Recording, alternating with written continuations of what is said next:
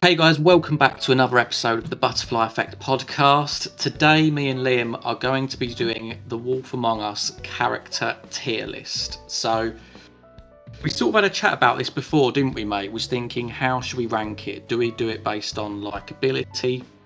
Do we do it based on well written?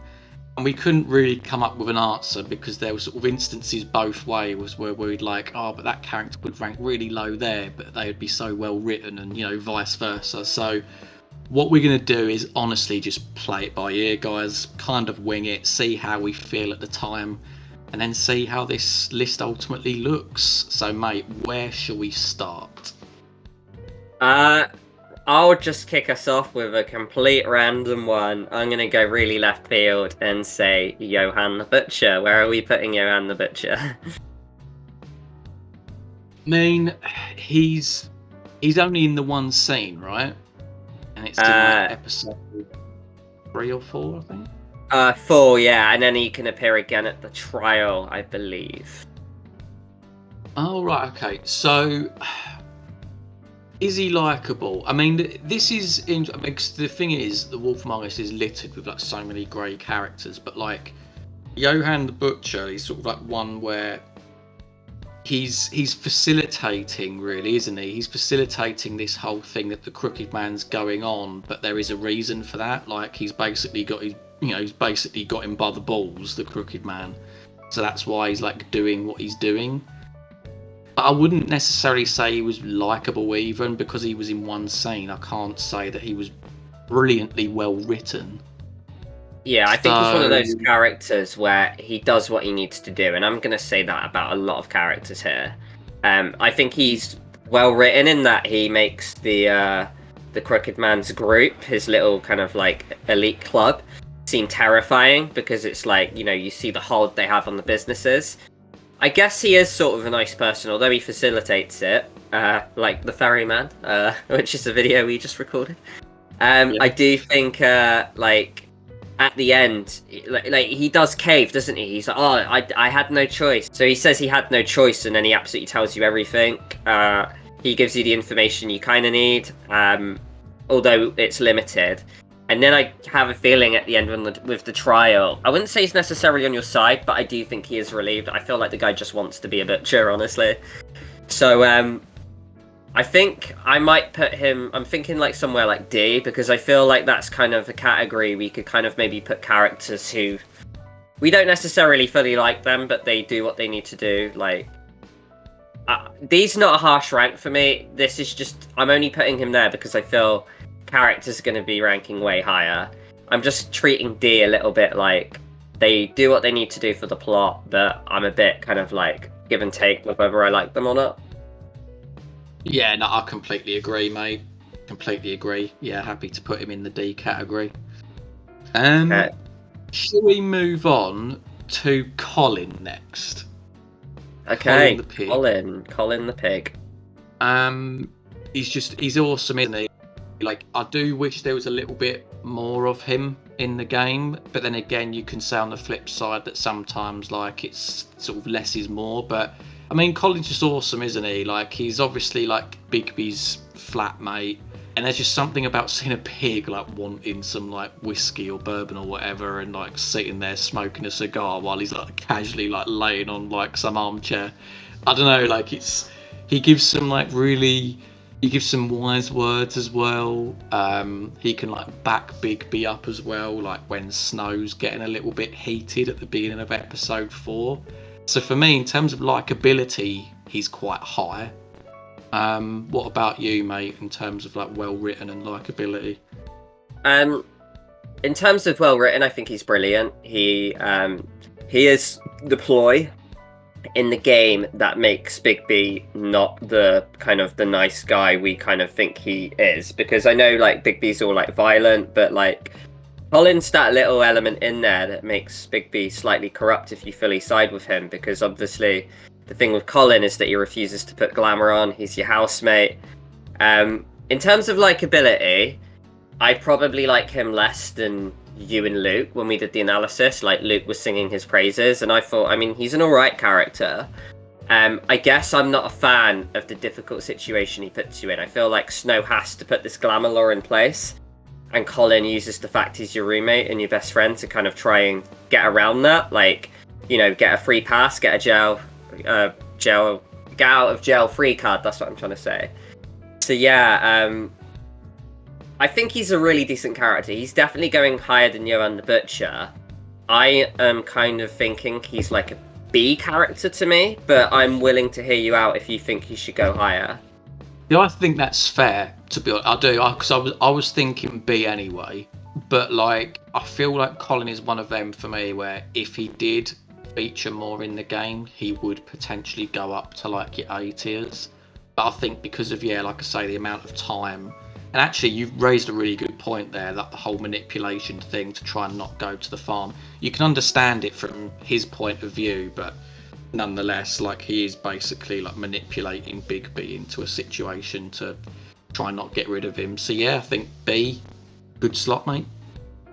Okay, sweet. Let's go for sorry, it's my choice. We'll go for like maybe a bigger character.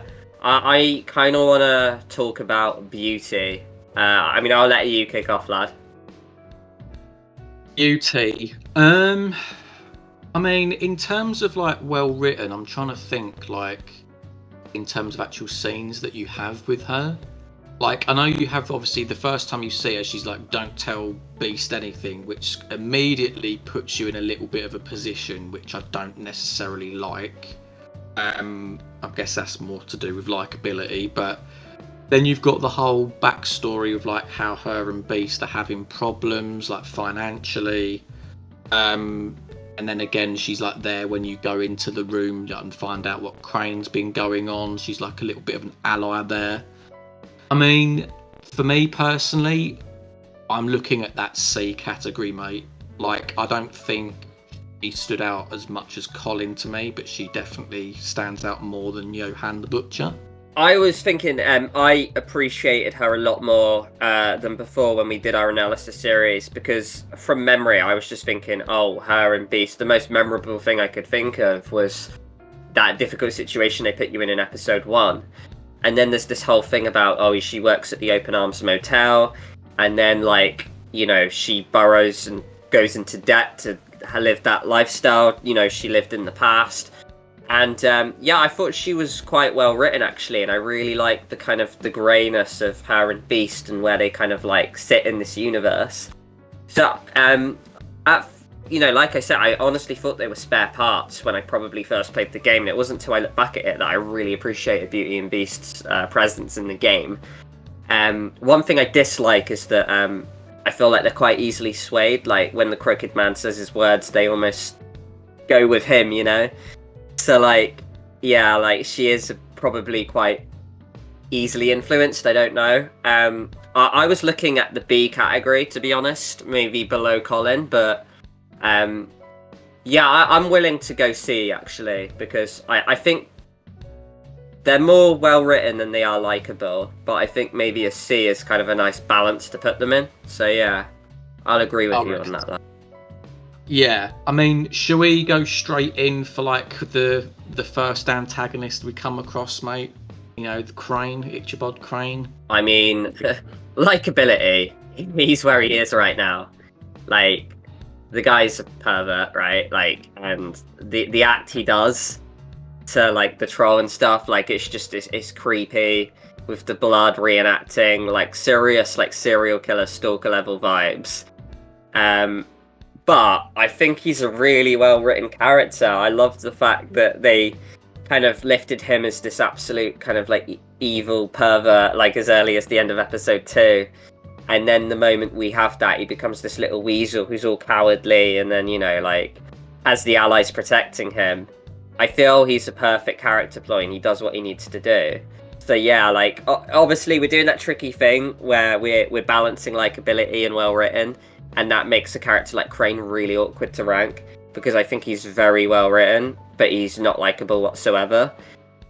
So, like, maybe I'd shove him somewhere in D as a balance, but I'm not sure what you're thinking.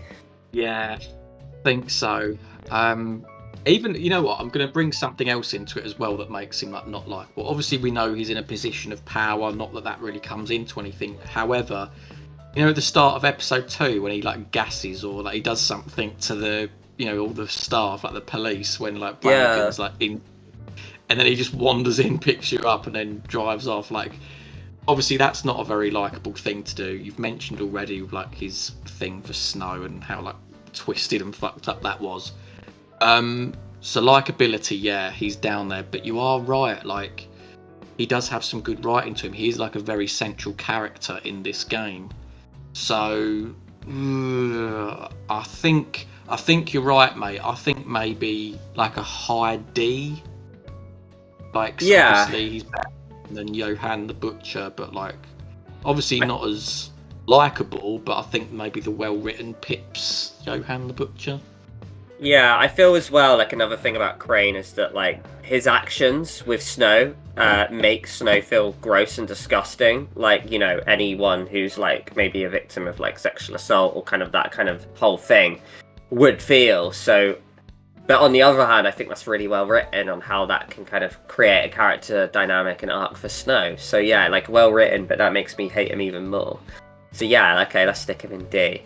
I'm gonna go for, I mean, arguably the most eccentric, best character of the game. We're going to talk about Dr. Swinehart here. I mean, he has got to be the most plain Jane neutral character. His whole ploy is just bailing Bigby out with a bit of kind of, you know, healing whenever he gets into trouble. He kind of like acts as that good ploy to sort of tell, oh, Bigby, if you carry on along this path, it's going to get you in trouble and I probably won't be healing you again because you'll be dead. And he's good at kind of like setting up like the dangers of the game and then kind of like putting Bigby back on his feet so you can play as him again for the next episode. But past that, like, he does his job, but he's not exactly likable, is he? So, I mean, there's more to Johan the Butcher, so I'd probably say D, but bottom of D, I don't know. Yeah. Because that's the thing, he is literally there just to say, yep, you're fixed up, you're good to go, or, you know, oh, you keep doing this, Big B, and you're going to be, and you sort of, yeah, we get that, but we know that we're going to ignore you. So, like, a part of me sees him as slightly redundant. Yeah. And I think in that sense, like, if you look on his well-written, then, you know, he's not in it long enough to be considered as well-written anyway. And then in terms of likability, I mean, he's so neutral that you can't really gauge much anyway. I mean, he's a doctor, so that's, you know. But yeah, like, I'm thinking here, if say you're saying like Buffkin was like, could be a doctor, we wouldn't need this character, you know? He is an ally and he's on your side, but like, theoretically, if like Buffkin was a doctor, yeah, like he would hit two birds with one stone. He'd do his role, and then Dr. Swinehart wouldn't need to be there, and we wouldn't miss him. So yeah, like, yeah, slightly redundant. He does what he needs to do, but there's just nothing to him really. Alrighty, so next up, I'm gonna pick Bluebeard. I think I'll pick Bluebeard next. Bluebeard. Now, I mean, we've said this in the podcast, didn't we? Like, well, it was actually more you, but like, how Bluebeard is, you know, it's not obviously his fault, but I think the fact that whenever I look at Bluebeard and I just think, oh, Lee Everett from Walking Dead, like, the voice is so iconic, but then, you know, like I said in the thing, it's sort of like, well, you hear the Andy St. John, who's obviously Bigby's voice, and yet I don't think that. I think it's Bigby. And I think just the way that Bluebeard's used, he's very like present in the early episodes, maybe like episode 2 and 3. But then after that, he just sort of falls to the background and he sort of acts as this antagonist in the business office that for me doesn't really come to anything. Like, sure, he can visit locations, you know, without you knowing, and, you know, wherever you go, he goes opposite and stuff. But like, what's the real consequence of that? And he just seems to get in your face a lot and argue with your closest allies. So for me, in terms of likability, he's quite low. And in terms of well written as well, I mean, again, like, I see him as a spare part character quite a bit. That might sound harsh, but so I'm sort of looking at like the D category again, mate, to be honest. Yeah, I was literally thinking that. I was thinking maybe behind Crane, because I think at least Crane has this major part in the story, while Bluebeard almost doesn't. And I get with Bluebeard, yeah, he probably, as you know, our brothers taught us, I think, you know, he plays a wider role in the comics, so potentially he will do in season 2. But as of season 1, yeah, I just was sat there the whole time thinking, like, we've just got this guy on our team who is literally, his whole role is just to annoy us. And if we say the sky's blue, he's there to say the sky's red. He just goes against everything you say. And yeah, like the only thing that I really like about him is that, like, you know, it puts stress on Snow, like the pressure of her job, which enhances her character, and the fact that there's that geographical choice location in episode 3 where whatever location you don't go to, he will go and tamper it, so you have to be tactical. And I thought that was a really cool kind of, like, you know, choice and feature we were given in the game. So yeah, I mean, yeah, based off everything you said, I completely agree. I'm thinking D. Do you reckon below Crane, above Johan? I think so, because yeah, obviously Bluebeard is in the game more than the other two, isn't he? But I think, yeah, like, he's not going to be higher than Crane, because Crane is just a well-written character. Yeah, we're getting quite a D-heavy list here, so I might kick it off with a character that I reckon we're gonna like. And you know what, mate? I'm tempted just to... Yeah, why not? Let's spice the video up a little bit. Let's talk about Bigby. Let's just go for the main character. Bigby. I mean, the thing is, like, he's obviously a fantastic character. He does operate in that sort of morally grey area. He's sort of like... have you ever sort of, like, seen that, like, private detective film Shaft, mate? But it's sort of like there's, like, you've got your sort of detective or your cop that operates outside the boundaries of the law slightly, you know? Reminds me of, like, the BBC show Luther with Idris Elba, kind of like that. Yeah. You know, like a cop who's willing to cut corners for the answer. Exactly, yeah. He's willing to get his hands dirty. So I think straight away that makes him an interesting character. But you can see, like, he has a soft side, you know, he obviously has a soft side for Snow.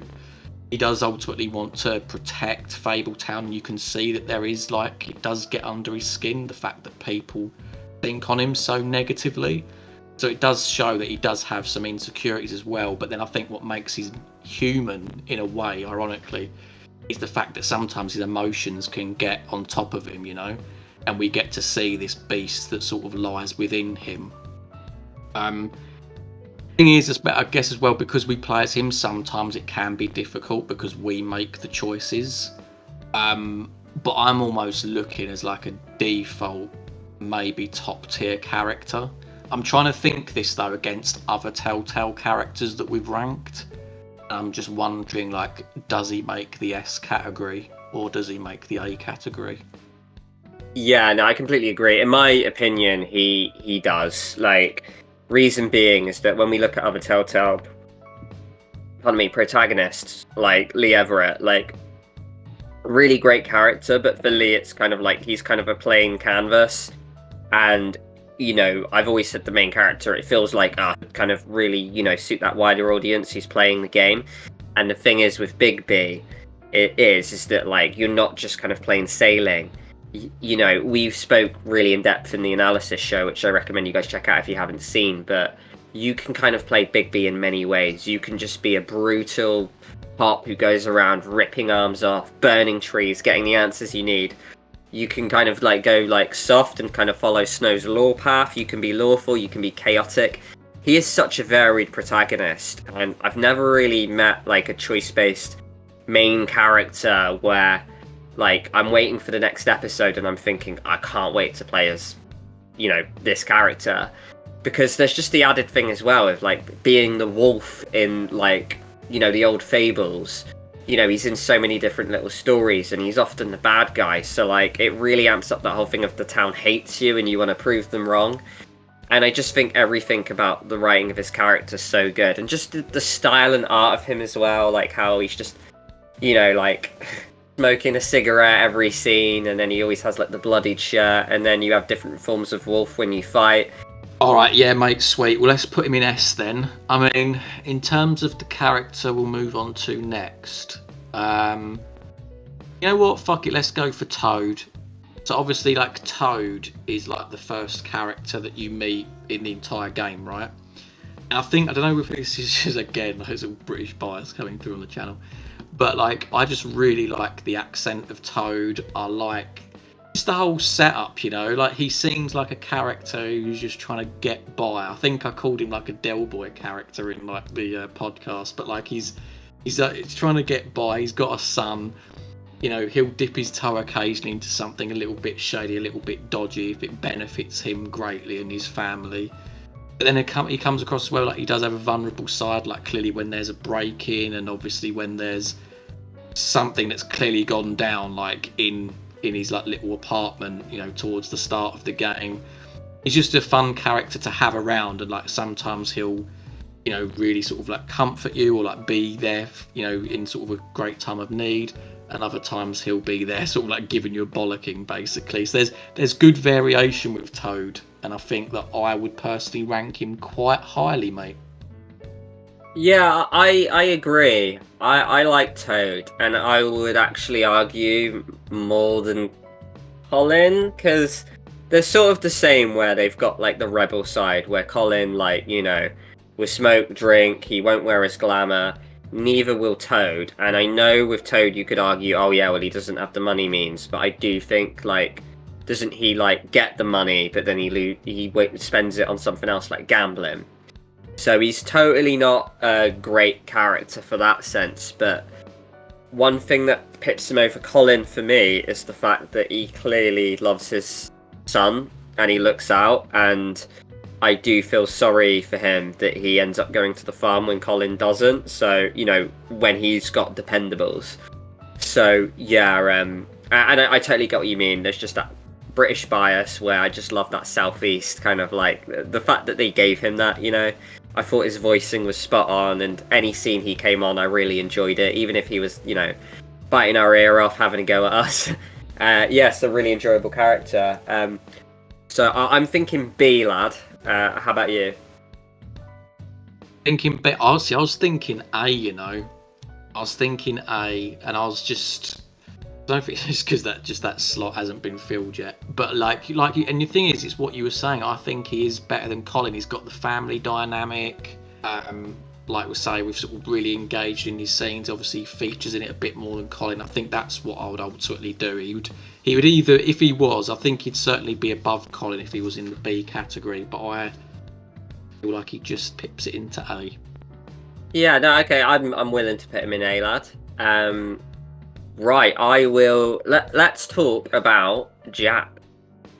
So, I mean, he's quite an interesting character. Again, from what our brothers taught us, he plays a bigger role in the universe, such as the comics. Maybe he'll play a bigger role in Wolf Among Us 2. We don't know. I quite like him because when we first meet him, we go into the trip trap, and although Grendel's just that kind of like aggressive figure who's just yelling at you, Jack's got that like playful approach, which is just kind of refreshing, where he'll get his arm around your shoulder. He's quite laddie, but like really jokey about it. And although he's sort of a bad egg, he's not really sort of against you, you know. He's like a part of the town folk, you know, and he clearly wants what everyone else wants, but, you know, he'll kind of like wind you up a little bit, but he won't do it in this aggressive manner. And I like the fact that we can make a deal with him if you do happen to find him in Crane's apartment, if you go there first. So there is a bit of give or take nature with him, and I just find his scenes really enjoyable, Jack. I don't know if you agree with that. I'm certainly, because the thing is, in my playthrough, I didn't have the whole thing at Crane's apartment where you find him there robbing it or whatever. So I sort of wish I had that now, because for me personally, like the Jack character, it really is just that trip trap thing that I'm basing him on. Almost similar to like how I'm literally just basing like the Johan the Butcher from that scene with him. So like, in my personal opinion, like he seems likable enough. In terms of well written, I won't say that he's like fantastic, because again, like in my playthrough, I didn't see lots of depth or anything like that, because he wasn't enough like screen time. So I'm looking at that D category again, mate. If I'm sort of putting him there, but what about you? What are you thinking? I was thinking low C, below beauty. So kind of probably like similar-ish to you know. But I was thinking a category above. But the thing is, I actually quite like that variation. I like the fact that some gamers will see him more than others, you know. But I do know what you mean. If you don't see him as much, it must be harder to judge and thus like him more. Because if you do encounter him in Crane's apartment, you can make a deal with him. So like, it might improve the relationship there. So yeah. But, I mean, low. put him in C. Yeah, Okay, put him in we'll put him C. below Beauty though, because yeah, like I think Beauty has more scenes, and I really like her arc. So yeah, we'll put him there. Yeah. All right. Cool.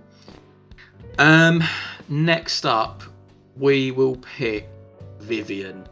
I think. I mean, I think with Vivian, we won't go into it too much because I think there's a case to say that she could have her own video.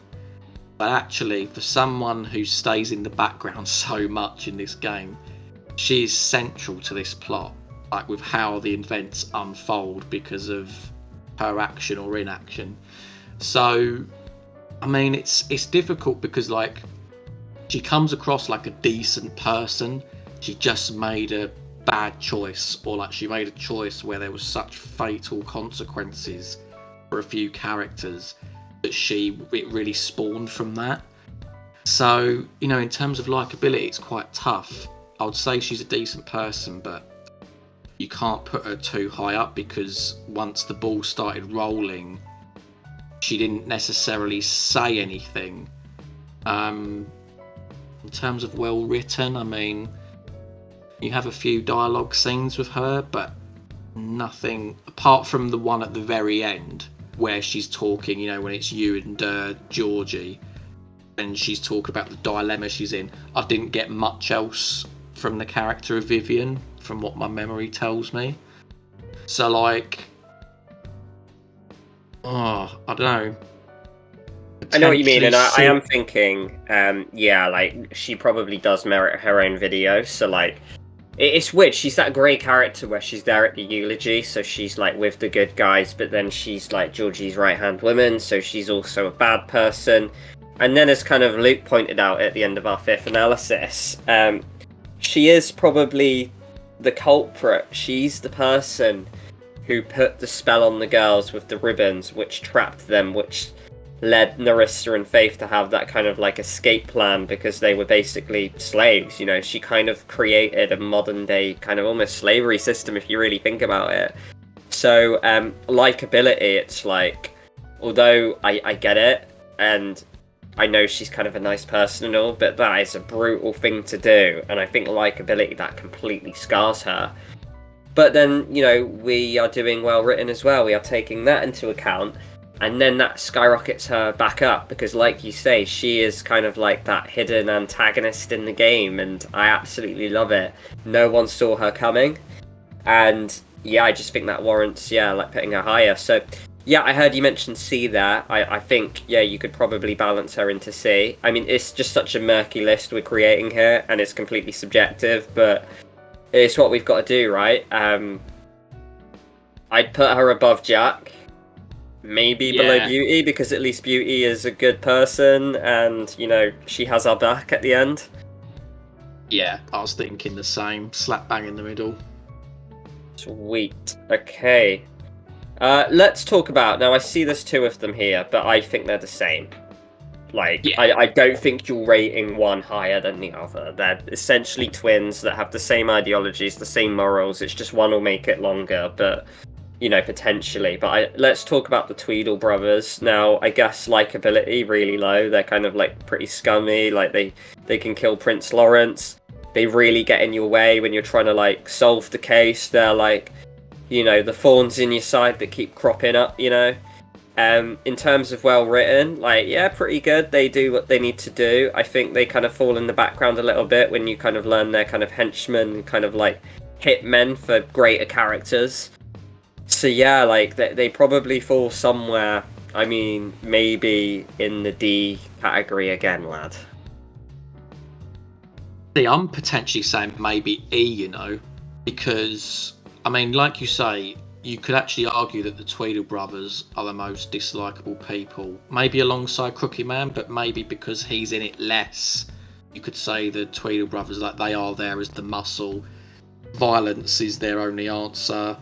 They rock up to literally a funeral and they cause a bit of a ruckus. That is true. You know, they're also with like they try to escape you in like chase sequences and there's fights, etc. So like, in terms of well written as well, like, I don't know, like, do they really get much depth? I mean, you obviously have the interrogation scene with one of them, but beyond that, it's just a lot of there's no real depth there, is there? It's just they are there as an antagonist. So I sort of look at it as a potentially E category. Yeah, I'm willing to agree with that. Yeah, E category it is then. Nah, very good, lad. Wait, so shall we pick next? Let's pick the magic mirror, shall we? Okay, yeah, magic mirror. I don't feel like this one's going to last very long because in my mind, I don't really see the magic mirror as a character, but like, I don't know, like, you obviously, the good thing with the magic mirror is that you can use it to spy on other characters, right? Which of course is very handy as we're doing like a murder mystery investigation. So that's got to have some, like, you know, some points there straight away. Beyond that though, like, it's do you know what I mean? Like, there's not a lot else to talk about, you know, well written. I mean, there's nothing. Yeah, I see it more as an item than a character, I agree. Like, if you're talking character, you're talking kind of like, oh yeah, it's neat that you have to rhyme to do the thing, and I kind of like the quirkiness of how, like, Big B has to kind of, like, rhyme and come out his comfort zone a bit, you know, like, because he's quite a hard-nosed character, he doesn't want to be rhyming. But then again, like, I feel you have to tip your hat off to the fable, not the character in Wolf Among Us, because, I mean, that is also in Shrek, for example, right? So we can't credit that at all, right? But yeah, good ploy. It's really cool having a magic mirror in the game. I like the kind of little variations that can happen, like with the shard broken, that, you know, he's out the game, and then the whole thing that how it can boost Bloody Mary as a scary character than she even is. So yeah, I mean, in terms of where we're putting them, I mean, maybe a little bit above Swineheart, because I sort of also see them as a ploy of where they, you know, getting characters to where they need to be, but, you know, not necessarily adding too much else. Yeah, I'll rock with that, mate. Let's go for one of the prozzies. Let's talk about Faith. There's a debate, really, isn't there? We've covered this in the thing as to, like, who is actually talking. I mean, 'cause it could be Narissa dressed up as Faith, but in terms of the character that we take, you know, as right in front of us in episode 1, seems like a decent character. Obviously, she exists in the murky world that she's in. Obviously, like, you know, prostitution, etc. But like, is that the, you know, as the character comes across, like, she seems okay. She has a good sort of relationship with Big B, like, right off the bat. Like, she's saying, you know, I'll see you around Wolf, and, you know, you're not all that bad, etc. Like, you can feel sorry for her, and even though she exists in that world, like, you do sort of feel, you know, you do feel sympathy for her situation, especially with how literally the game starts with, like, the Woodsman, like, confronting her and possibly getting violent with her. So in terms of likability, I think she's quite high, or at least, you know, sort of like operating up the mid-tier section.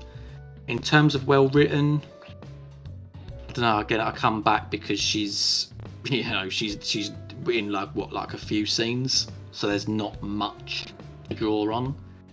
So maybe C. I don't know. What about you, mate? Yeah, like, one thing I like about Faith is that, like, you know, obviously everyone's quite hostile to Big B, but she's that first person that comes in, and she's kind of warm and forgiving, and she's appreciative of the fact you stepped in and saved her. So yeah, like, yeah, but I get all your points, mate. It's really hard to rank a character that is only in one episode and is potentially another character glamoured up for the whole thing, right? Depending on the perspective and the school of thought you're going for. So yeah, I mean, I think C is a nice midpoint. You know, she's likeable, but, you know, it's tough to comment on well written because it goes into this wider argument on what is the ending of The Wolf Among Us. But it's cool because she kicks off the plot. So despite the fact she dies early, she's still talked about throughout the whole game, right? So she's got this wider impact, which is just really cool. She's almost got this ripple effect around her. So yeah, I reckon C. Maybe above Vivian, below Beauty. Vivian below Beauty. Yeah, I reckon so. Because yeah, she's more likable than Vivian, isn't she? Yeah. Okay, mate. Who do you want to talk about?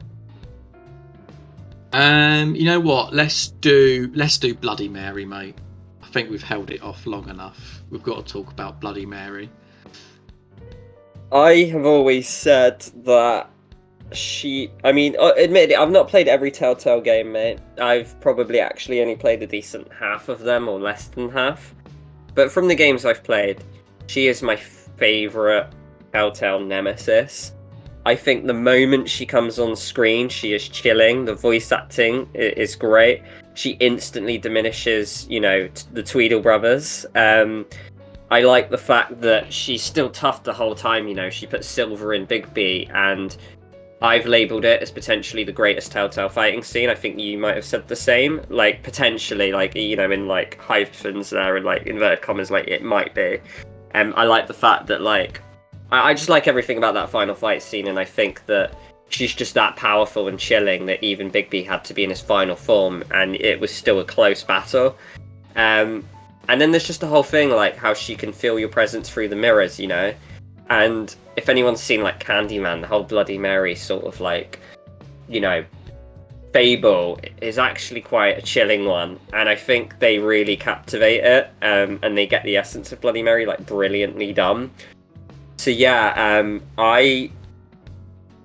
from an absolute selfish point of view, and I know we have to take likeability into account here, and I know likeability is probably low because she beats us up a ton, she puts Silver in our system, nearly kills us. That aside, I want to put her quite high because I absolutely love this character so much. I'm not going to say S because that's reserved for I don't know, Bigby, potentially others that are going to be in his tier as well. But I don't know, I kind of want to say A, and it might be controversial, but for me, above Toad.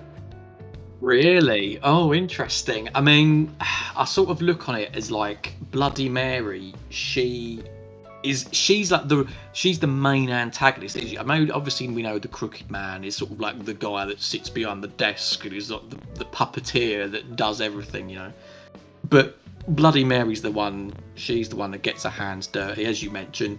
That fight scene's really good. She injures Bigby. She's one of the characters in the game that really puts Bigby through the mill, really puts him in situations where he feels vulnerable.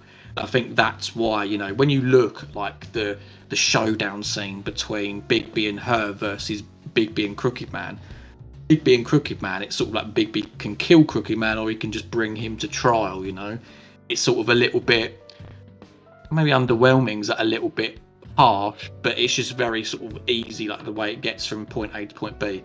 Whereas, it's kind of like Stamper and Price in Tomorrow Never Dies, right? The henchman's actually the strong one. Yeah, exactly. Yeah. So that, you've got to overcome them. Really, they're sort of the main menace. So yeah, obviously a really good character. Obviously on the likability front, yeah, clearly she's low.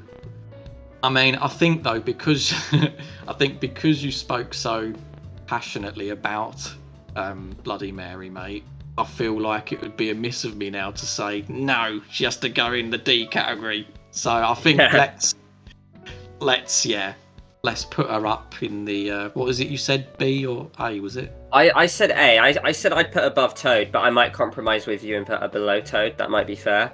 I think as well, another point I want to mention is I just think it's really refreshing from writing a female character, I mean, I know there are really good female villains out there, but I think it's just really refreshing to see not a damsel in distress, a bit like Faith, but to see an actual tough as nails, really epic female villain character. And we're not talking kind of Lily Walking Dead villain who's kind of mentally flawed. We're talking a really well-adjusted, just pure evil character here. So yeah, I just love everything about Bloody Mary, mate. But yeah, below Toad maybe. Yeah, and I think when she enters the ring, like she really does overtake. I think almost it's quite symbolic the end of episode 3 because you can kill one of the Tweedle brothers. I feel like killing one of them and then she enters the ring. It's like she comes in and like, yeah, you're gonna have to deal with me now. Like these were the foot soldiers. I'm the sort of the one that you're gonna have to get a bit mixy with later on. So yeah, I can understand it, mate. Sweet. Okay, we are going to move on and we are going to talk about Prince Lawrence. Now, I mean, bit of a meh character because he can literally die in episode 1 and thus can become a background character where we can see them basically in the background at the eulogy and then in the background at the trial where they might say a few lines but nothing of too much significance. Likeability, I mean, yeah, no malice there. Clearly someone who's upset that his girlfriend's like died or missing. I quite like the variable that they can kill themselves if Tweedle can't, but they can also survive, so there's a lot of variation with this character. But yeah, I mean, in terms of writing, he's nothing really more than just a love-struck person who's, going through loss and grief, really. So I can't mark him too highly, so he might be in that long line of D characters, mate. I think the first thing I think of is Prince Lawrence is sort of what we had the discussion about Jack, because there'll be people out there that, yeah, like they hardly spoke to Prince Lawrence. They'll be thinking, oh yeah, like he's going to be pretty low. Obviously in my playthrough, I did manage to keep him alive, which means that you do then get to see him at the funeral, and then you get to see him again, like in sort of like the whole court thing at the end with all the characters. And yeah, like, I feel like they're in a very much a similar position where they come across like decent people. He's clearly very distraught about the situation with Faith and, her sort of potential death. Depends how you word it with him when you initially question him. And he comes across as like obviously just a very solemn guy, like he, but then again, like in terms of like the well-written stuff, you do really have to lean on that one scene because other than that, he doesn't offer that much. But then he is likeable, so that's almost why I default to him sitting somewhere next to Jack, because I feel like they're quite similar. And if you bear in mind the fact that they can also, not feature in people's playthroughs as much, then maybe yeah, that's where he could be. Okay, yeah, no, I'm willing to put him in C. Maybe below Jack though, because I feel like I just enjoyed Jack's lines and his goofiness, while Prince Lawrence is just a little bit of like a mellow sort of like maybe less fun presence on screen, I'd say. Yeah. So next, shall we pick Georgie? Should we do the pimp next? Yeah, let's talk about Georgie.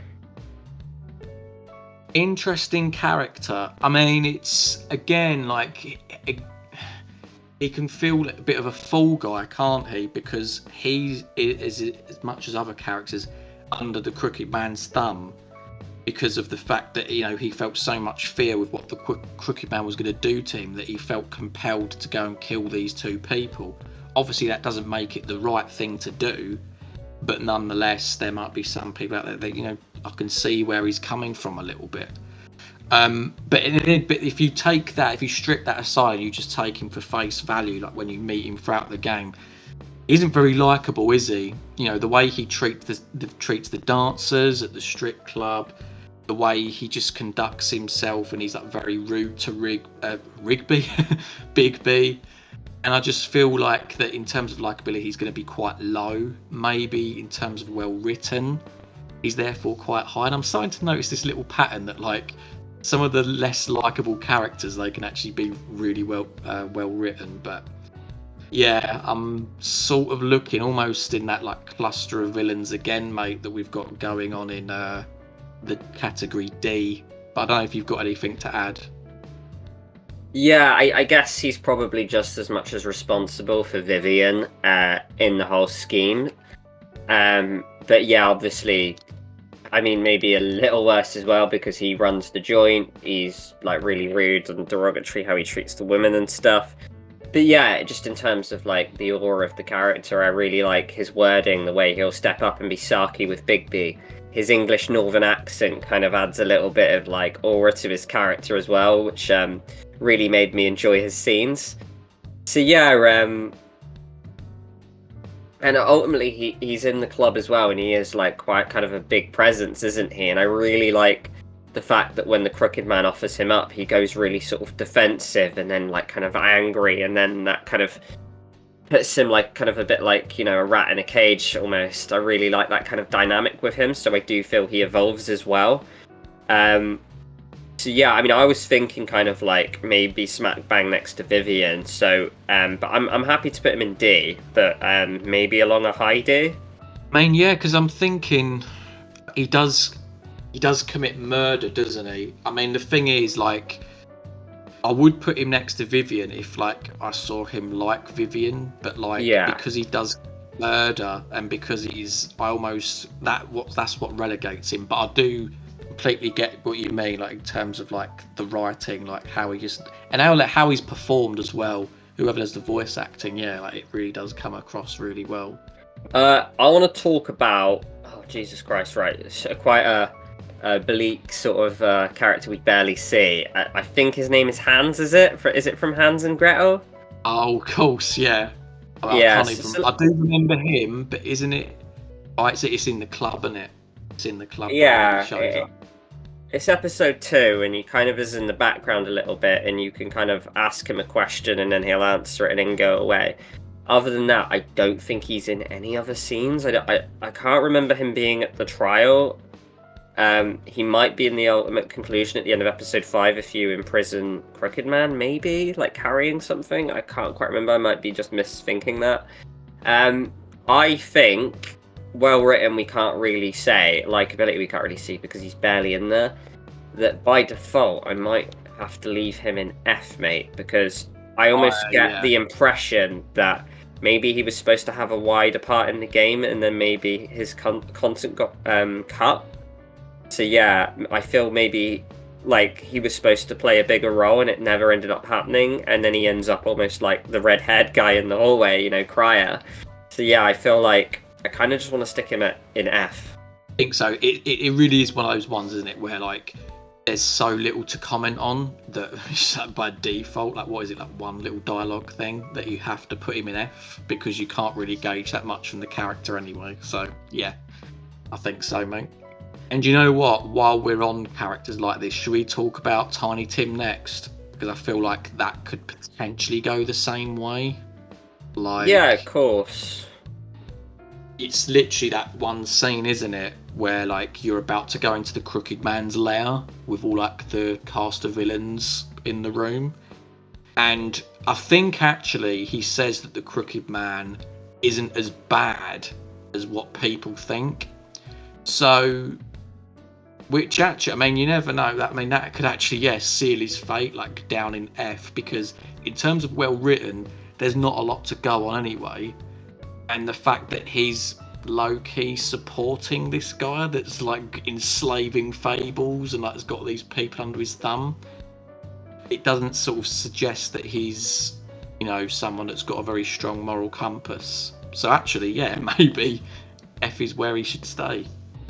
It's one of those ones where I get, he almost reminds me a little bit of, say, like a drug dealer. It might be someone who, like, the system's failing them, they're not getting anything out of life the lawful way, so they have to kind of get helped out by kind of a bad person, and then they kind of see the Kingpin as almost not a bad person. But I do get what you mean, and Luke mentioned it in the analysis, that, like, the Crooked Man's this evil person who got people, like, murdered potentially and goes under your thumb and does things really unethically. And this guy's trying to back it, and you almost don't buy it. I would say, for that reason, I'd put him higher than Hans. But I kind of want to put him high E, you know, because I'd still... It's difficult. I mean, the Tweedle Brothers are probably better written, but Tiny Tim's like more likable. So I feel like, yeah, I'd stick him somewhere in E, but I don't know where in E, mate. I mean, yeah, because the thing is, it is literally just that one conversation, isn't it, that you have just before you go into the room, or is there another point he can... I mean, he's in the hallway, with Gren when you go in the office in episode 1, but that is it. He doesn't say anything. I mean, that's the thing. He would be more likable than the Tweedle Brothers, but then clearly. Should we stick him like but like here then? not, maybe. Maybe stick him there as like a high F. Ooh, let's go for the Woodsman. Yeah, let's talk about him. So like, in my honest opinion with the Woodsman is that he's like the first suspect. We really get the bulk of him in the earlier episodes, and then he doesn't really show up all that much. Like, you know, his axe goes missing and you can meet him in the pawn shop, but otherwise, like, what really is there to him? I feel like he is that suspect, and it is cool that he has the moment with Big B. There's depth to him there, but I do think he kind of falls into the back shuffle a little bit, and I don't rate him as highly as a lot of the characters on this board, even though he is kind of a prominent, you know, fixture of The Wolf Among Us. I don't know if you agree with that. I do, yeah. It is that classic thing where, like, as soon as they're no longer a suspect, they're just sort of cast aside in the entire story. He does pop up again, doesn't he, when he can, like, lose his shit about, like, finding his axe and whatnot. But yeah, like, you know, he does put up, like, you do have a good fight with him at the start of the game. And then obviously, like, you do get to see a bit more of him as well. Like, you can have like a bit of a heart-to-heart with him in the bar. Like, I recall like the scene where you sit down with him. Pretty sure as well we can tell you that like he's also guilty of like having like ordering Lily's services in the game as well, which again sort of says something about his character. So I mean, in terms of likability, sure, he's not going to be very high. In terms of well written, again, like, you know, I'd say he's certainly more developed than, you know, the majority of the characters in D, you know, apart from maybe Crane and Georgie. But, you know, it's not much more, to be honest, and because the likability is so low anyway, maybe slap bang in the middle between Crane and Bluebeard. What are you thinking? Yeah, he's difficult. I really don't know where to put him, because in terms of well written, I think he's written good, not great. In terms of likability, I think it improves because we have the fights with him, and then you could have a mature pint with the guy. So yeah, but I'm kind of looking at C as well, and I'm thinking like I kind of want to put you above Prince Lawrence. So yeah, like should we say? This is it, guys. This is the thing what we said at the top of the video. Like, how do you, like, certain characters are going to get more credit for their likability, others are going to get more credit for their how well written they are, and it's just sort of like trying to compromise between them two things all the time, isn't it? So like he's clearly a better character than Lawrence. Like, you know, Lawrence hardly features, but like it's, you know. Yeah, let's put him. I might put him above Crane, like there. Yeah. All right. Yeah, seems fair. Right. So next, should we do Buffkin next? Yeah, let's do Buffkin. Yeah, it's weird. It's like he only really appears in the office. He's a nice little ploy helping Bigby out. He's got that cheeky side to him. You can spy on him in the mirror, and then, you know, he'll be like drinking a bottle, and you tell him to get back to work. His voice is different, you know, it's quite distinct, you know, and it's different from any other character, and the character design as well is pretty interesting with like the black eyes and like the green monk. It's just like, you know, there's definitely something really unique about Buffkin. But I'm kind of the opinion where like I don't walk into Wolf Among Us episodes thinking like, oh, I want to see more of Buffkin, you know.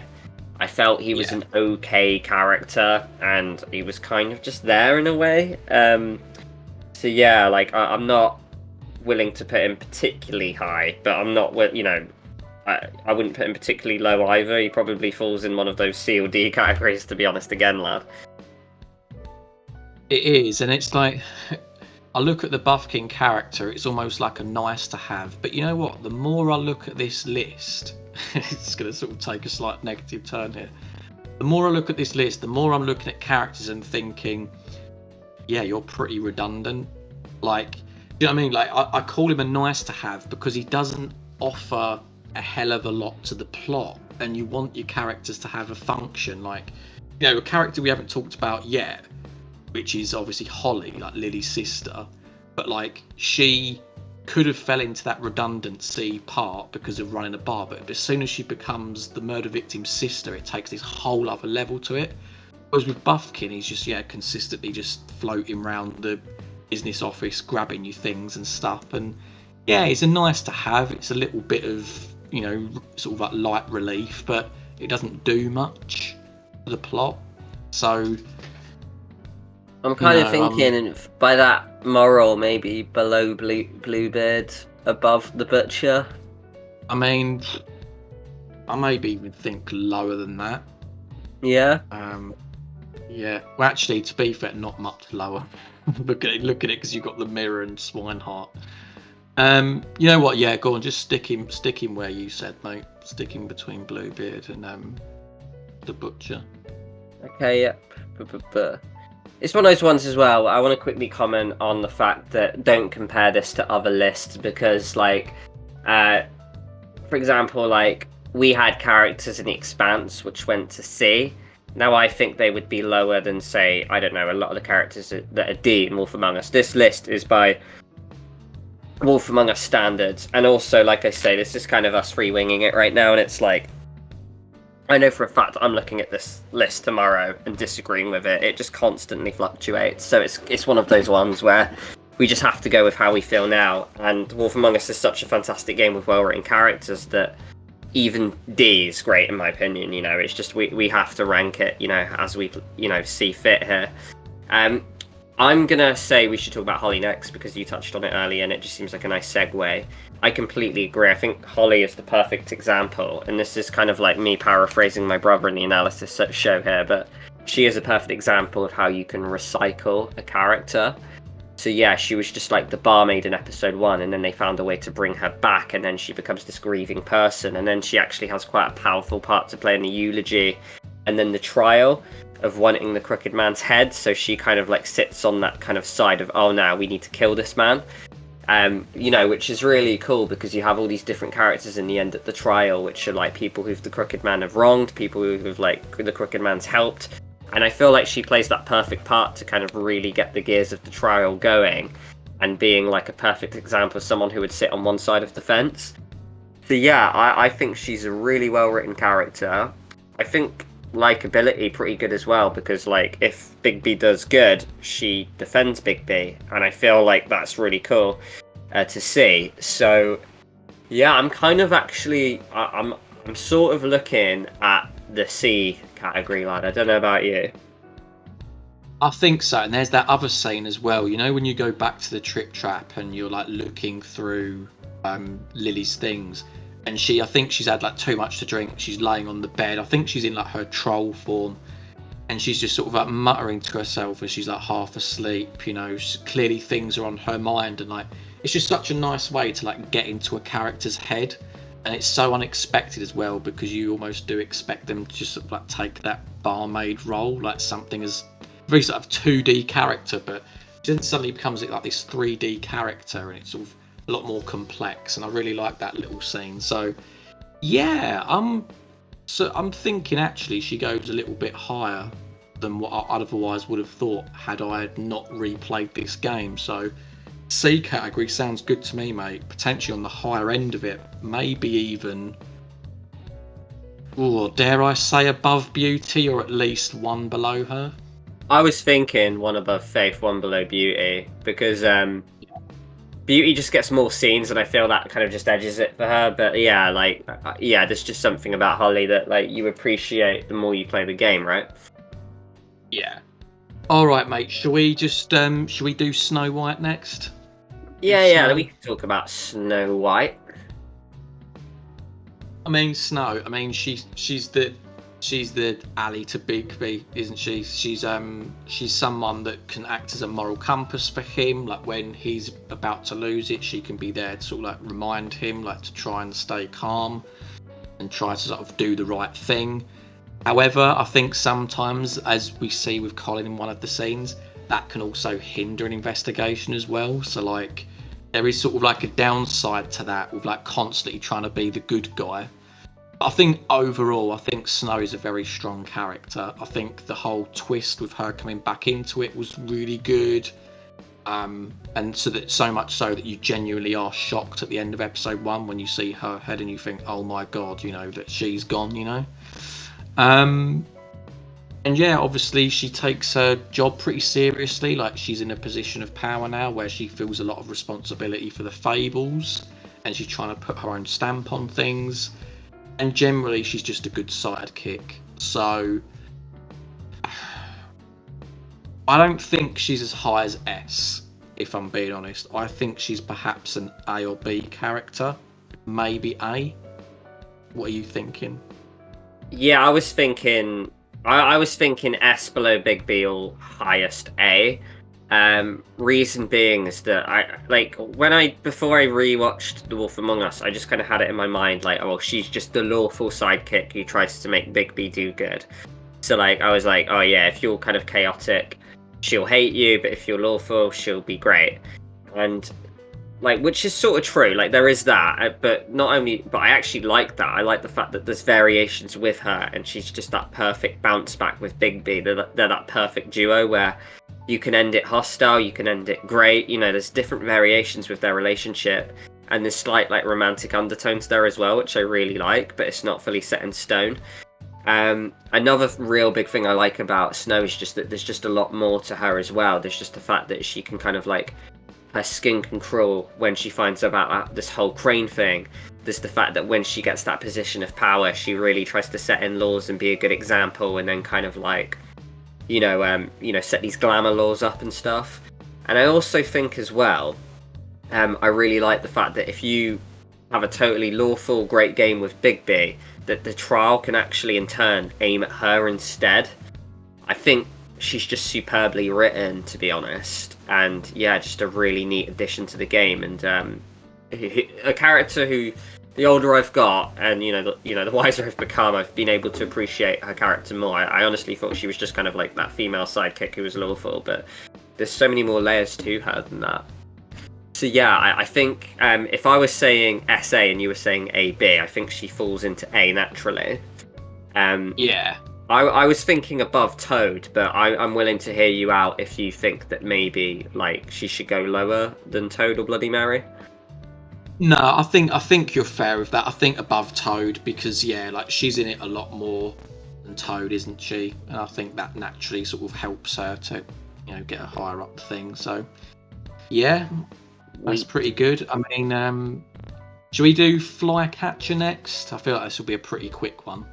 Yeah, like, I mean, there's not too much to Flycatcher. Like, you can get them a job and they can have, like, a scene at the end where they'll drive, like, Colin and all Toad to the farm, other way around. Just a bit of an interesting character. You feel a bit sorry if Bluebeard goes and burns all the evidence, beats him up a little bit. Like you can see in the picture there, I think he's got a black eye. So this is clearly like an example of like you're seeing Flycatcher after Bluebeard's caught him. He's likable. He's just kind of like a kid who means well, I guess. But like, yeah, there's just not much to it in terms of like character depth there, So yeah, I'm probably thinking. I don't really know, actually. It's not. I don't think he's making C. I think, and there's some really well written characters in D. So I think he's falling somewhere anywhere below, like Crane and Bluebeard.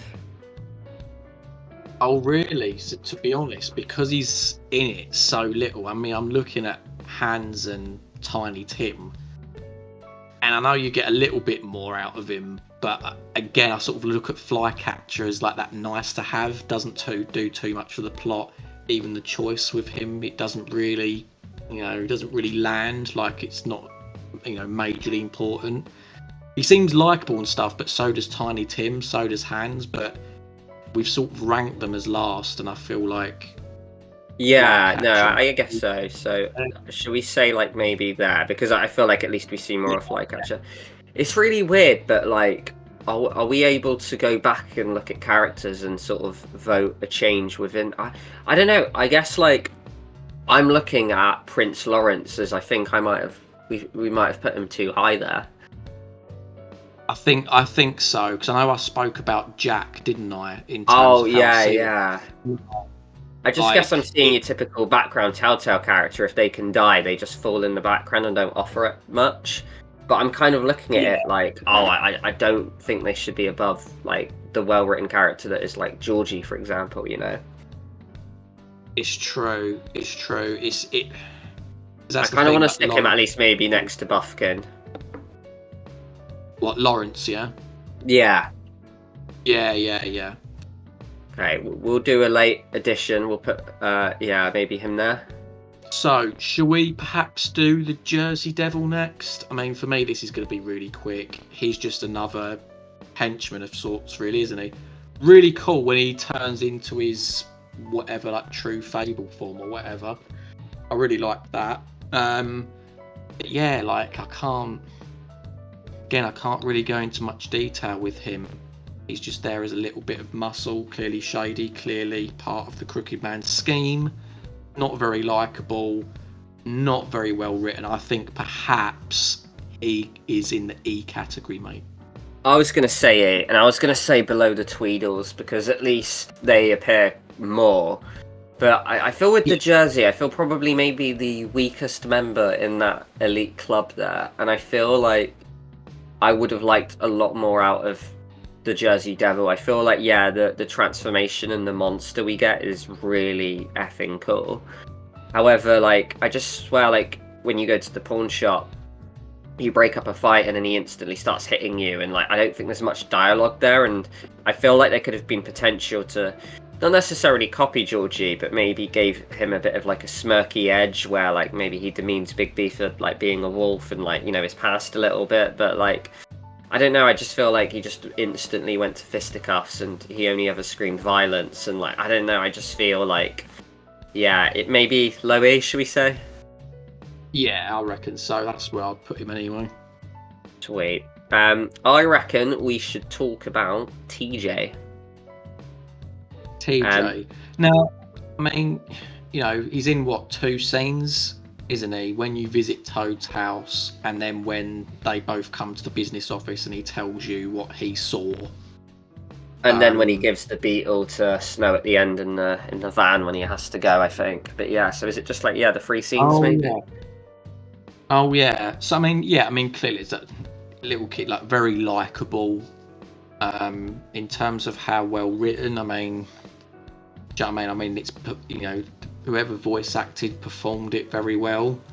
There's not a lot of necessarily depth to the character, but you know, I mean, I'm getting it's really bad because I'm starting to look at this list more and more, and I feel like I'm saying the same thing so many fucking times. But yeah, TJ again, I can't. There's so many characters in this game where like you feel like you can't really go into them too much. So yeah, you know what, adorable, but a little bit like Bluebeard. I struggle to not see Clementine, mate. Yeah, I get what you mean. But yeah, I mean, in terms of the character, yeah, like really adorable kid. I think they're really good at kind of, you know, putting a more sensitive side into Toad, for example. And I feel really sorry that they have to go to the farm, you know, because of the father's wrongdoings. But yeah, in terms of like, they're just an adorable presence on screen, really, that we see 3 times, but they don't add all that much. It kind of just, yeah, like, it just speaks about sort of glamours, really, and maybe how like the world and the universe affect children potentially. But yeah, like, probably B or D, right? I reckon so, yeah. Yeah, he almost is there as like sort of like this sort of nice escape from like the reality of the situation, like this little childhood, this little innocent thing, you know, in sort of as a nice sort of escape from like the things that are actually going on, like murder and all these horrible things. So yeah, I'm trying to think where. It's really weird because they're not more well written than Crane, Woodsman or Georgie, but they're more likable. So I feel like I'm kind of like putting them in the middle of D, and I'm thinking like maybe between Bluebeard and Lawrence. Yeah, that's where I'd put it, because I think he's certainly above Buffkin, and then yeah, he's not as high as I think the well-written nature of the villains is a bit more compelling than his likability, if that makes any sense. So yeah, I reckon so. Sure. I will nominate us next to talk about Grendel. Grendel. I mean, again, like starts off as like a mini antagonist, really, doesn't he? When you enter the trick trap and you have the fight, you can rip off his arm. Doesn't seem very likable. And actually, even when you go back there again, like when you're sort of like standing between, who is he having a row with? I think it's Woodsman, isn't it? Or is it Jack? I can't remember. And you're like as Bigby, just sort of standing in the middle between them. But yeah, I mean, in terms of how well written, you can have that down moment where he's then sat at the bar and you have a little bit of a chat. But I do again sort of like look at him. You know, I almost look at the bar characters, you know, like your Jacks, your Grendels, your Hollies. And the reason why Holly beats them all is because she had that extra story element. Whereas Grendel doesn't get that and Jack doesn't necessarily get that. So we are basing it off, you know, the fact that he's not very likable and he's not very well written. So I feel that naturally brings him down into the bottom half, mate.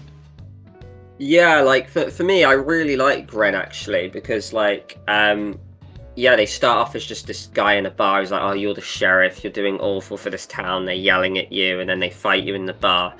And then the moment, like, you know, it turns out that it's Lily that's dead, he instantly goes into that, like, kind of, like, friends to Holly, and he becomes kind of a nicer person. Then he's almost exhausted, he tries to, like, actually talk Jack out of, like, pissing you off. And then, like, I really like the fact that at the eulogy, he sees that you're trying to, like, kind of solve the case, and he actually has your corner when he sees, okay, yeah, like, he doesn't go against Bigby, he goes against what's wrong. And then I like the fact that at the end of the game, like, he'll kind of, like, stand in Holly's corner, and then he can back you if, like, you know, because he's after the crooked man, he's not after, like, you, he wants the person who killed, you know, Holly's sister. So, that's a fair point, actually. I completely he does go on a bit of an arc, actually. You've reminded me of that. Yeah, that's a fair point. So yeah, I think actually he's not too bad.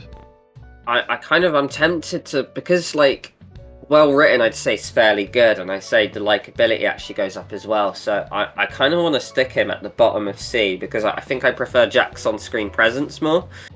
But yeah, I still think there's enough to Gren there to kind of warrant him being there in the C category. Yeah. Yeah, okay. Okay, who would you like to talk about next, lad? Should we do the big bad? We do the Crooked Man next. The Crooked Man. Alright, the Crooked Man's an interesting one, right? Because I quite like the fact that a lot of these villains and antagonists are just evil people or people who want to fight. This is a guy who's got the British accent and he's well spoken, and he urges you at the end that he wants a fair trial like everyone else. And he's that good with his words that he can actually turn people against you.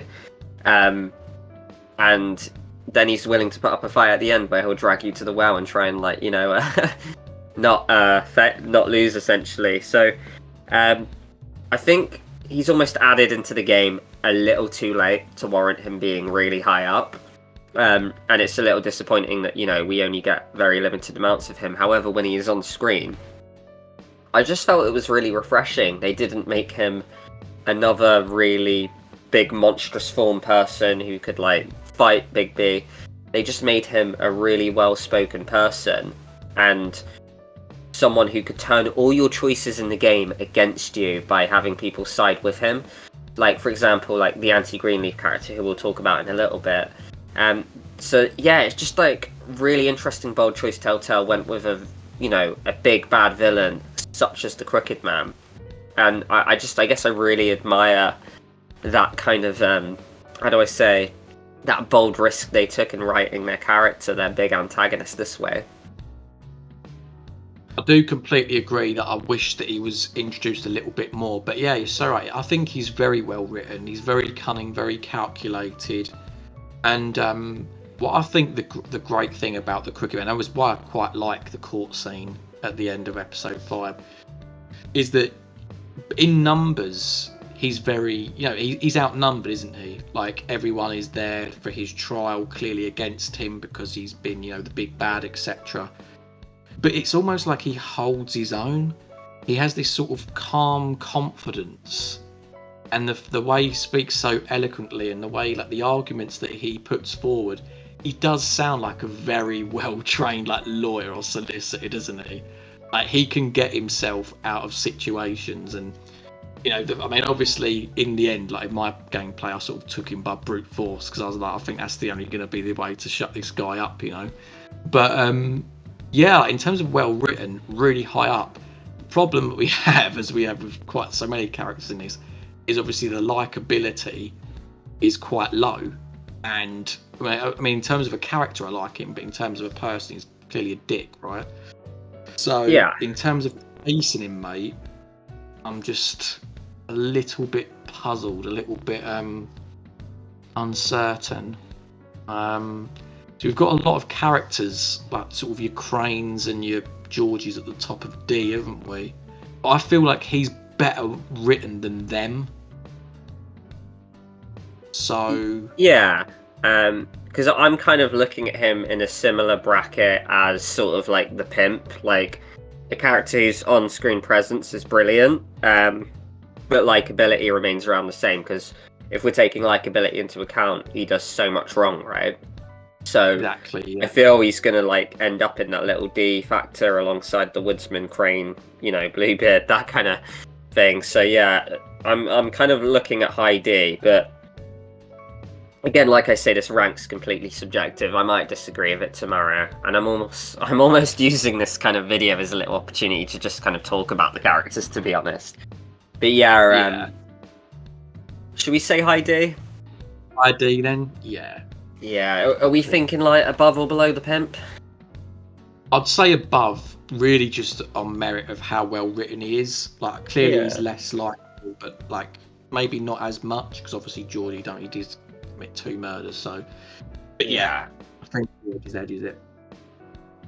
Let's talk about anti-Greenleaf. She goes in F because she likes trees. Oh yeah, where she is now, all good. Yeah. No, in all seriousness though, like, I mean, she does have. I mean, at least in my playthrough, she did have a bit of an arc, because I don't know what I did, because I burnt her tree down and I wasn't very nice. But come the end, she was sort of siding with me against the Crooked Man, and we do know that she can ultimately cast a spell to turn him into some sort of bird, isn't it? And keep him. That is correct. Yes. Yeah. If you do play your cards right, you can get an ending based off of the choice you do in the words you pick in the trial, I believe. Yeah, so like another couple of characters in this game, your choices can be very dependent on what, sort of anti-Greenleaf you do get. I mean, for me, obviously, she is, I sort of see her as a slight facilitator in this world. Obviously, with like the whole glamour thing angle that she's got with her as well. I love the fact that, like, in episode 3, that choice can have such major impacts and implications on the rest of the game. Like, what ending you can get, the fact that she can turn the trial away from you against Snow, I think that is brilliant. And it's just the fact as well that you can actually offer her a job, right? And then, so like, she's used as a really good ploy to kind of paint Bigby in a different light. But then again, I don't know if that is a compliment to the writing and the choice in episode 3 rather than the character herself. So she's almost like a bit of a Tiny Tim, someone who's on Team Crooked Man, but someone who can actually step outside and join your team because you've extended them an olive branch, right? So for that reason, I would say that I kind of... So she's got likability because she has a character arc. So she might kind of end up in the same vein as Gren, in a way. Yeah. But I would say Gren kind of has just a more likability, more of an on-stage presence, and kind of like, I like, his wording and the fact that there's that big fight scene there. With Greenleaf has less of that, so I'm thinking maybe bottom of C. I don't know. I'm kind of I free. was going to say, if you're Okay. comparing them to, he has more airtime as well, doesn't he? So yeah. Okay. I mean, should we do Beast? Should we do Beast Yeah. next? I think it Let's makes sense do. to finish on Narissa, doesn't it? I mean, Okay. Beast.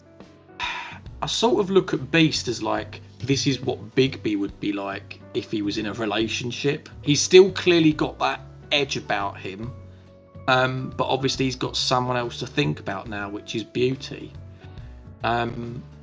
So like, obviously that they do have a little bit of a fight. He can let his emotions get on top of him. Generally though, quite likable.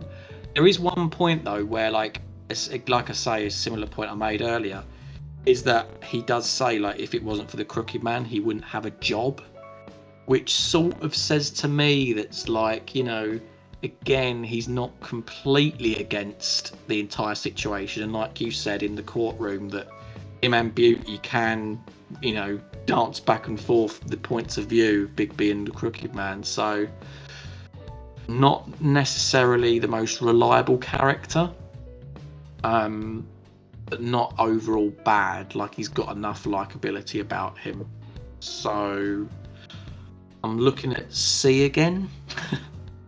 Yeah, I feel like he's an awkward character where like I really like the writing of him and Beauty, and I actually like him in the latter half of the game more, because like in the first half he's just like that kind of paranoid, like, where's my girlfriend? And then like when he finally finds out the secret that, oh, it's because she's working at the Open Arms, you can tell like they're still together, so he clearly is quite an open-minded, understanding guy. I guess like the parts where I dislike him more are like some of the wording he does. Like there's the lie about, oh, the pizza place, which I'm just like, that's just stupid. And also, I know one comment really boiled my blood a little bit, where he's like, oh, we have to afford this rich lifestyle, like you wouldn't understand. And I'm just like, oh, low blow there, buddy. So yeah, like I think, yeah, he probably is just, you might have to whack him next to Beauty, to be honest, because they almost come as a pair. I would whack him lower though. I think I prefer Beauty, because Beauty's just a bit more level-headed, and I think, a bit more well-adjusted, and I don't know, I guess I trust Beauty more. I think so, yeah. 100%. Yeah, he's a little bit more erratic, isn't he, Beast? Yeah, for sure. Okay, lad, the Little Mermaid, Narissa, to finalise the video. Yeah, and then there was one. I mean, a very fitting character to end on, I think, given the end of the entire game. But I mean, Narissa, like, she seems likable, but then there's times where she's so frustrating as well, like we said in the podcast. Like, she's got moments where, oh, I've got information for you, and then she just doesn't give you any information. It's like, so yeah, like, on that, obviously, like, there's the whole thing with Faith, like, was she Faith, and vice versa. It depends what your thinking is on that. Again, seems like an ally. I think the good thing with her though is that at the end, at least in my gameplay, she was saying to me that you did the right thing, because in my one, in case you haven't seen the podcast, but like, she, like, Bigby basically ends up kind of isolated from everyone again. Like, I ripped off the Crooked Man's head, and then everyone was acting a little bit cold to me afterwards, but she was like, you did the right thing, it's just that you've suffered like some bad consequences for it. So I quite liked that she gave that moral outlook, because that was how I was feeling at the time.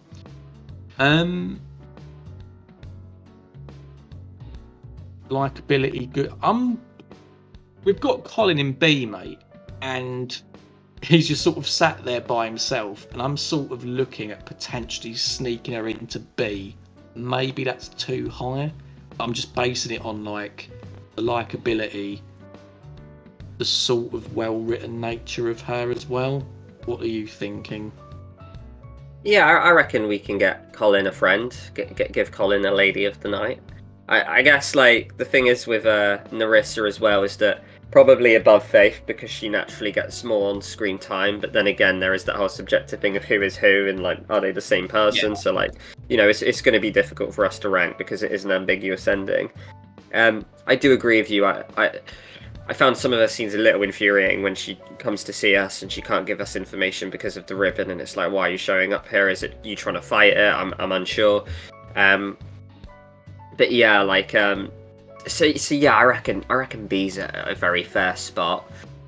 She's a very likable character, obviously a girl in a very awkward, difficult position.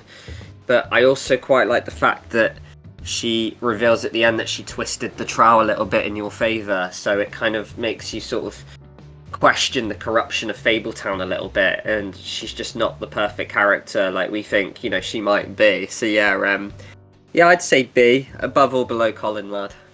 We say, for me, below. What are you thinking? Yeah, no, I'm really indifferent. It's difficult. That is our list, guys. To be honest, it's one of those ones, right, where this could change for me tomorrow, and it's difficult. We did likeability and well written, and it's made this absolute murky mess. However, it's given us a chance to talk about each character individually. And yeah, that's the thing. And obviously, there's going to be like some of you sat there, like you're probably spotting inconsistencies that we've had like throughout the entire video, but that's just the subjective nature of these lists, isn't it? Like certain characters are going to bring out certain things more than others in terms of likability and well written. So yeah, if you made it this far, thank you very much for seeing our Wolf Among Us character tier list. There will be more Wolf Among Us videos in the future as well. And of course, if you are a Wolf Among Us fan, then do stick around, because we are going to be covering the Wolf Among Us 2, if, and that's a big if it does actually land on our consoles or PC or whatever. But yeah, that's it from me, and I'll see you next time. Take care, guys. See you soon.